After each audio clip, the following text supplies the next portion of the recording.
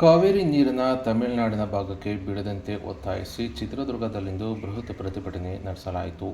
ಇನ್ನು ಸಮೃದ್ಧಿ ಕರುನಾಡು ರಕ್ಷಣಾ ವೇದಿಕೆಯ ವತಿಯಿಂದ ಸಂಸ್ಥಾಪಕ ರಾಜ್ಯಾಧ್ಯಕ್ಷರಾದ ರಂಗಸ್ವಾಮಿಯವರ ನೇತೃತ್ವದಲ್ಲಿ ಪ್ರತಿಭಟನೆ ನಡೆಸಿದ್ದಾರೆ. ಇನ್ನು ಕಾವೇರಿ ವಿಚಾರದಲ್ಲಿ ಹಿರಿಯ ಹೋರಾಟಗಾರ ವಾಟಾಳ್ ನಾಗರಾಜ್ ಕರ್ನಾಟಕ ಬಂದ್ಗೆ ಕರೆಕಟ್ಟಿದ್ದು, ಇದಕ್ಕೆ ಸಂಘಟನೆ ವತಿಯಿಂದ ಬೆಂಬಲಿಸಿ ಮೆರವಣಿಗೆ ಮೂಲಕ ಬಂದು ಪ್ರತಿಭಟನೆ ನಡೆಸಿದ್ದಾರೆ.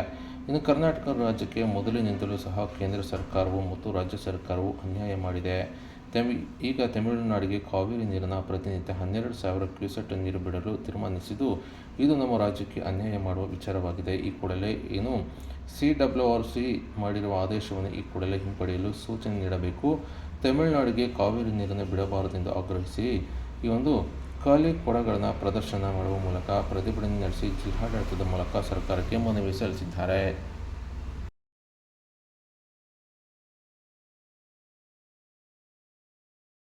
ಮತ್ತು ಇಂದಿನ ಸರ್ಕಾರವು ಈ ಬಗ್ಗೆ ಕ್ರಮ ವಹಿಸುವಲ್ಲಿ ಮತ್ತು ಪರಿಹರಿಸುವಲ್ಲಿ ಗೋಜಿಗೆ ಹೋಗದೆ ತಮ್ಮ ರಾಜಕಾರಣಿಗಳು ಸ್ವಾರ್ಥ ರಾಜಕಾರಣ ಮಾಡಿ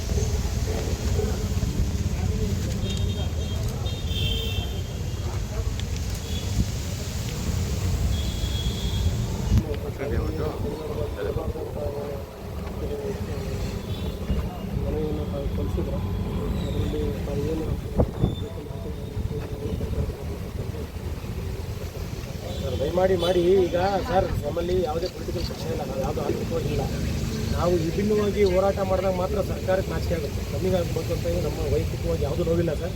ನಮ್ಮ ನೋವನ್ನು ಖಾಲಿ ತುಂಬು ಕೊಡ ತರುವ ಮುಖ್ಯನ ಸಲ್ಲಿಸಿದ್ದೀವಿ. ಯಾವುದೇ ರೀತಿ ಈ ನೂತನ ಸರ್ಕಾರದಲ್ಲಿ ತಮಿಳುನಾಡಿಗೆ ನೀರು ಬಿಟ್ಟು ಕಣ್ಣು ಮುಚ್ಚಿ ಕೂತು ನಮ್ಮ ಕರ್ನಾಟಕಕ್ಕೆ ಎಲ್ಲ ಖಾಲಿ ಚಂಪು ಕೊಟ್ಟು ನಮ್ಮ ಕನ್ನಡ ಜನತೆಗಳಿಗೆಲ್ಲ ಅನ್ಯಾಯ ಮಾಡ್ತಿರುವವರಿಗೆ ಒಂದು ನಾವು ಮನವಿ ಈ ಸಲ ಮಾಡ್ತಾ ಇದ್ದೀವಿ. ತಮಿಳುನಾಡಿಗೆ ನೀರು ಹರಿಸಬಾರ್ದು. ಹಾಗೂ ಕಾವೇರಿ ನಮ್ಮವಳು, ಅದೇ ರೀತಿ ಬಾದಾಯಿ ಸಮೇತ ಅನ್ಯಾಯ ಆಗಿದೆ. ನಮಗೆ ಕಳಸಾ ಬಂಡೂರಿ ವಿಚಾರದಲ್ಲಿ ಅನ್ಯಾಯ ಆಗಿದೆ. ಕನ್ನಡಿಗರಿಗೆ ಇದೇ ರೀತಿ ಅನೇಕ ಬಾರಿ ಅನ್ಯಾಯವಾಗಿದೆ. ಯಾವುದೇ ಸರ್ಕಾರ ಬಂದರೂ ಸಮೇತ ತಾಕತ್ತಿಲ್ಲದ ಸರ್ಕಾರ ಆಗಿದೆ ಬೇರೆ ಒಂದು ರಾಜ್ಯದಲ್ಲಿ ಕೇಳೋಕ್ಕೆ. ಅದಕ್ಕೆ ಈ ಮುಖಾಂತರ ನಾವು ಹೇಳ್ತಾ ಇದ್ದೀವಿ, ಸಮೃದ್ಧಿ ಕರುನಾಡು ರಕ್ಷಣಾ ವೇದಿಕೆ ಅಂತ ಹೇಳ್ತಿದ್ದೀವಿ. ಮುಂದಿನ ದಿನಗಳಲ್ಲಿ ಇದೆಲ್ಲ ಸರಿಪಡಿಸ್ಬೇಕು, ಅಂತ್ಯ ಆಡಬೇಕು. ಆ ಕಡೆ ರಾಜ್ಯದ ಮುಖ್ಯಮಂತ್ರಿಗಳಿಗೆ ಮಣಿಬಾರ್ದು.